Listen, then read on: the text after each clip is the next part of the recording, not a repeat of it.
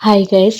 ఏపీడీఎస్సీకి సంబంధించి కన్వీనర్ గారు రీసెంట్‌గా చేసిన ప్రకటన గనక చూసుకుంటే, ఈరోజు అనగా సోమవారం తర్వాత సర్టిఫికేట్ వెరిఫికేషన్ అయిన అభ్యర్థుల జాబితా పరిశీలించిన తర్వాత, దానికి సంబంధించినటువంటి రెండవ మరియు మూడవ రౌండ్ వెరిఫికేషన్ అయితే ఉంటుందని, సెప్టెంబర్ నెలలో కొత్త ఉపాధ్యాయులను పాఠశాలకు పంపడం జరుగుతుంది అనేసి కన్వీనర్ గారైతే చెప్పడం జరిగింది. 16,347 పోస్టులకు సంబంధించి ఇప్పటివరకు కూడా 15,068 అయితే సర్టిఫికేట్ వెరిఫికేషన్ అయితే కంప్లీట్ చేసుకొనున్నారు. సో, కొంతమంది కొన్ని కారణాల వల్ల రిజెక్ట్ అయ్యి ఉన్నారు. అందులో కొంతమంది పీహెచ్ సర్టిఫికేట్‌లు సబ్మిట్ చేయని వాళ్ళు, ఎక్స్ సర్వీస్ మ్యాన్ వాళ్ళ ఫాదర్ అయితే వాళ్ళుగా చెప్పుకున్న వాళ్ళు ఇలా ఉన్నారు. సో, కాల్ లెటర్స్ రాని వాళ్ళు కూడా దగ్గర దగ్గర 600 ప్లస్సే ఉన్నారు. సో, వీళ్ళకి సంబంధించినటువంటి కాల్ లెటర్స్ అయితే రిలీజ్ అవ్వాలి. అలాగే ఇప్పుడు పోస్టులు ఏవైతే ఫిల్ కాలేదో కొన్ని రిజెక్ట్ అయిన పోస్టులు ఏవైతే ఉన్నాయో, ఆ స్థానంలో వేరే క్యాండిడేట్ నెక్స్ట్ మెరిట్ వచ్చే అభ్యర్థికైతే ఇవ్వాల్సి ఉంటుంది కాబట్టి, వాళ్ళకి సంబంధించినటువంటి కాల్ లెటర్స్ కూడా మనకి సెకండ్ అండ్ థర్డ్ రౌండ్ అయితే ఇవ్వడం జరుగుతుంది. అది మనము రేపైనా ఎక్స్‌పెక్ట్ చేయొచ్చు, ఎల్లుండైనా ఎక్స్‌పెక్ట్ చేయొచ్చు. ఒక 3, 4 డేస్ అయితే టైం అయితే పట్టిద్ది. సో, ఎవరికైనా గనుక కాల్ లెటర్స్ కనుక వస్తే కామెంట్ సెక్షన్‌లో కామెంట్ అయితే చేయండి. ఈరోజు, రేపు అలా వస్తే. అలాగే ట్రైబల్ వెల్ఫేర్‌కి సంబంధించి ఏవైతే పోస్టులున్నాయో, ఆ పోస్టులకు సంబంధించి గూడా కాల్ లెటర్స్ అయితే ఇప్పటి వరకు రిలీజ్ అవ్వలేదనే సమాచారము. ఇన్‌కేస్ ఎవరికైనా గనక రిలీజ్ అవుతే గనక క కామెంట్ చేయండి. ఏ డిస్ట్రిక్ట్, ఏ పోస్ట్‌కి రిలీజ్ అయింది అనేసి.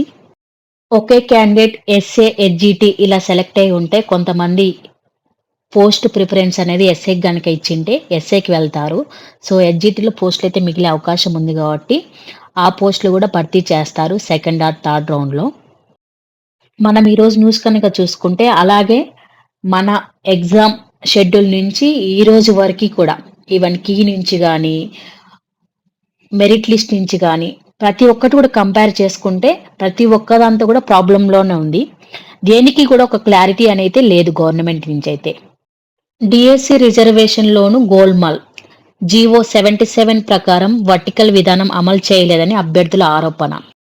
రహస్యంగా కొందరికే కాల్ లెటర్ ఇవ్వడంపై ఆందోళన.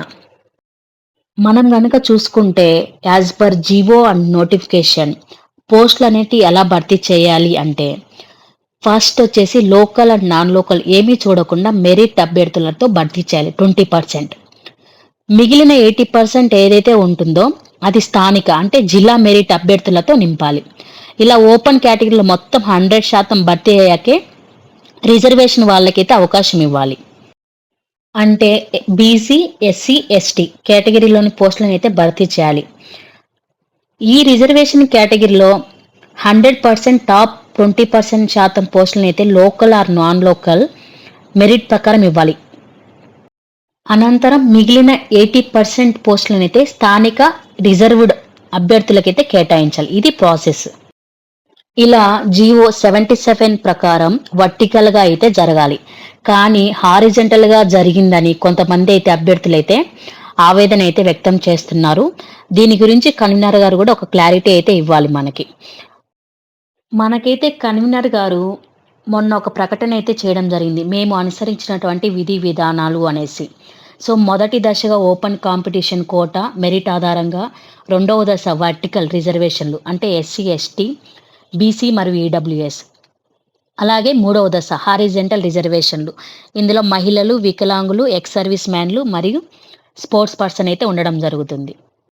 ఈ విధంగా అయితే నియామకాలైతే జరిగాయి. ఇవి మేము పాటించినటువంటి విధి విధానాలనేసి కన్వీనర్ గారైతే చెప్పడం జరిగింది.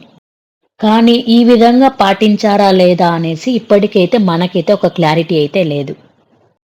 Special category, PWD, ex servicemen, sports కోటాకు సంబంధించి అయితే హారిజంటల్ విధానంలో అయితే పోస్టులు అయితే ఫిల్ అవ్వాలి. ఒకవేళ అందులో ఫిల్ కనుక అవ్వకుంటే ఆ క్యాండిడేట్ ఏ రిజర్వేషన్‌లో ఉన్నారో చూసుకొని లోకల్ రిజర్వేషన్‌లో యాడ్ చేసే అవకాశం అయితే ఉంటది అనేసి కొంతమంది నుంచి సమాచారం. మరి ఈ స్పోర్ట్స్ కోటాకు సంబంధించి 421 పోస్టులైతే ఇవ్వడం జరిగింది. అంటే 3% హారిజంటల్ రిజర్వేషన్. సో, దీనికి సంబంధించి వెరిఫికేషన్ అయిపోయింది. అలాగే టెంటేటివ్ లిస్ట్ అయితే వచ్చింది. అందులో అప్లికేషన్ చేసుకున్న ప్రతి ఒక్కరి నేమ్ ఉంది, విత్ రిమార్క్స్తో కూడా ఇవ్వడం జరిగింది. సో మనకి ఏమైనా అబ్జెక్షన్స్ ఉంటే మనం రైట్ చేశాము. వాటిని కన్సల్ట్ చేశారా లేదా అని కూడా మనకి ఇన్ఫర్మేషన్ అయితే ఇవ్వలేదు.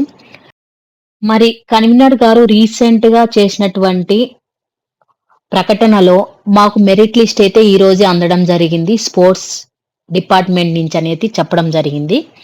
సో మనకు అబ్జెక్షన్స్ అనేటి కన్సిడర్ చేసి ఫైనల్ లిస్ట్ అనేది స్కూల్ ఎడ్యుకేషన్కి అయితే పంపడం జరిగింది అనేసి సాప్ వాళ్ళు కూడా చెప్పడం జరుగుతుంది. ఇప్పటికీ కూడా ఈ రోజు కాల్ చేసినా కానీ మా దగ్గర అయితే లిస్ట్ లేదు, మేము స్కూల్ ఎడ్యుకేషన్ వాళ్ళకి పంపడం జరిగింది అనేసి. మరి మనం చూసుకుంటే ప్రజెంట్ జనరల్ డిఎస్సికి సంబంధించి వెరిఫికేషన్ అయితే జరుగుతుంది కాబట్టి మన వెరిఫికేషన్ అనేది కంప్లీట్ అయింది కాబట్టి ఏవైతే ఫేక్ సర్టిఫికేట్లు బయటపడ్డాయో ఆ క్యాండిడేట్స్ అందరినీ కూడా రిజెక్ట్ అయితే చేయడం జరిగింది. అలాగే మన సర్టిఫికేట్లు అన్నీ కూడా మళ్ళీ ఒకసారి రీవెరిఫై అయితే చేస్తున్నారు అనేసి ఇన్ఫర్మేషన్. ఈ స్పోర్ట్స్ కోటాకు సంబంధించి call letters and certificate verification మళ్ళీ ఉంటుందా అనేసి ఆ ఇన్ఫర్మేషన్ అయితే తెలియాల్సి ఉంది. లేదా మనకి ఈ జనరల్ డిఎస్సి వాళ్ళకి సర్టిఫికేట్ వెరిఫికేషన్ అయ్యాక వాళ్ళతో పాటు మన లిస్టు కూడా సెలక్షన్ లిస్ట్ అయితే వస్తుందా? స్పోర్ట్స్కి సంబంధించి స్పోర్ట్స్ అథారిటీ దగ్గర అయితే మనకు వెరిఫికేషన్ అయిపోయింది. ఇంకా వెరిఫికేషన్ అనేది ఉంటే స్కూల్ ఎడ్యుకేషన్ లెవెల్లో అయితే ఉంటుందేమో. సో మనమైతే జనరల్ డిఎస్సితో పాటే సెలక్షన్ లిస్ట్ అయితే వస్తుంది అనేసి ఎక్స్పెక్ట్ అయితే చేయొచ్చు. మీ దగ్గర కూడా ఎవరి దగ్గరైనా ఇన్ఫర్మేషన్ అనేది ఉంటే కామెంట్ అయితే చేయండి. Thank you guys.